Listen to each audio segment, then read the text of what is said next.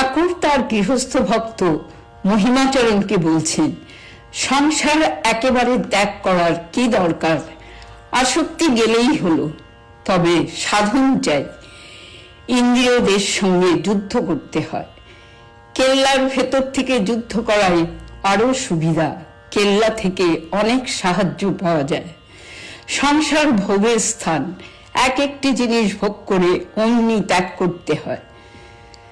যেমন আমার স্বাদ ছিল সোনার গোট পরি, তার শেষে পাওয়াও গেল, সোনার গোট পরলুম, পরার পর কিন্তু তৎক্ষণাৎ খুলতে হবে। পেঁয়াজ খেলুম আর বিচার করতে লাগলুম, মন এর নাম পেঁয়াজ, তারপর মুখের ভেতর একবার এদিক ওদিক, একবার সেদিক করে তারপর ফেলে দিলুম। জয় ঠাকুর।